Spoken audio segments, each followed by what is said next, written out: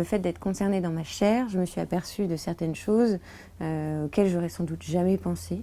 Par exemple, je ne m'étais jamais intéressée au fait que le sperme est conservé et utilisable sans limite dans le temps. Ce qui peut à terme poser des problèmes générationnels, parce que moi j'ai appris comment j'avais été conçue à l'âge de 29 ans. Il n'était pas totalement impossible que si je recourais à un don de sperme, je sois inséminée par le sperme de mon propre géniteur. Et ça, je crois qu'il faut le vivre pour en prendre conscience.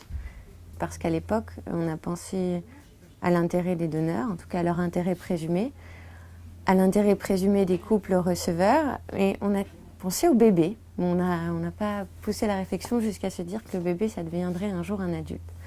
Et il n'y a qu'à voir dans les textes, aujourd'hui, dans les textes qui concernent même l'anonymat, il est question de donneurs et de receveurs, mais jamais d'enfants. Tout a été fait pour sélectionner un donneur qui ressemble aux membres stériles du couple. Donc si c'est un don de sperme qui ressemble au père, même couleur de peau, même couleur des cheveux, des yeux, même taille, même poids, et jusqu'à choisir le même groupe sanguin. Et le groupe sanguin, ce n'est pas pour ménager les apparences, c'est uniquement pour que l'enfant ne découvre pas qu'il n'est pas le fruit biologique de ses deux parents. Lorsqu'on apprend en cours de biologie la transmission des résus sanguins. Donc tout a été fait en fait pour ce secret. Quand on parle de lever de l'anonymat, la levée de l'anonymat, c'est pas la suppression de l'anonymat. C'est pas choisir un donneur sur catalogue en fonction de ses caractéristiques physiques. Non. Non, c'est simplement permettre à l'enfant, à sa majorité, s'il en éprouve le besoin, de pouvoir savoir qui est le donneur. Mais le couple et le donneur continuent de ne pas se rencontrer. Personne ne sait qui est l'autre. C'est simplement un droit au profit de l'enfant à sa majorité. En Suède, à partir de 1984, donc ils ont levé l'anonymat, ça a entraîné une baisse du nombre de donneurs, mais la première année seulement, et puis le niveau est revenu à ce qu'il était antérieurement. Parce qu'en fait, on s'est aperçu qu'il y avait une modification dans le profil des donneurs. Les donneurs étaient des jeunes plus âgés, qui faisaient vraiment ça dans un acte solidaire, citoyen, responsable, en disant « je veux aller au bout de la démarche ». Je fais un acte altruiste, mais je ne veux pas que des enfants en souffrent. Donc s'ils veulent me rencontrer, je suis prêt à aller au bout de la démarche.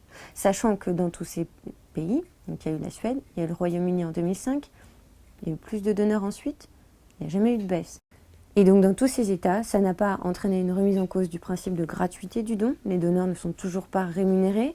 Et surtout, ça n'a entraîné aucune conséquence en termes de filiation.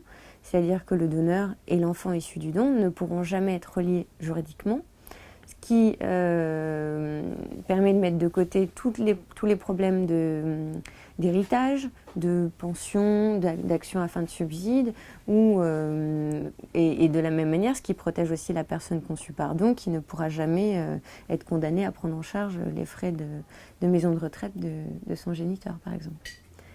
Ça, c'est en théorie. Le problème, c'est que vous savez comme moi qu'il y a une question politique derrière les sujets de PMA qui fait que les juges sont plus ou moins professionnels. Il manque parfois de courage sur ces questions-là parce que la crainte, c'est de faire jurisprudence et ils ont tendance à considérer que c'est un domaine qui relève du législateur. C'est-à-dire qu'il serait préférable que le Parlement s'empare du sujet et encadre cette possibilité d'accès aux origines qui est déjà prévue par les textes.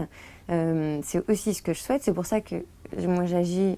Je compte pas sur mon livre pour faire avancer les choses. Ça fait quand même depuis 4 ans et demi que je me bats sur le sujet.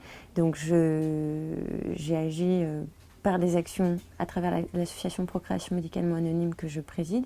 J'ai agi à travers des actions médiatiques, politiques et juridiques, puisqu'on essaye de faire valoir nos droits pour obtenir justice en fonction des droits qui existent dans les textes applicables aujourd'hui.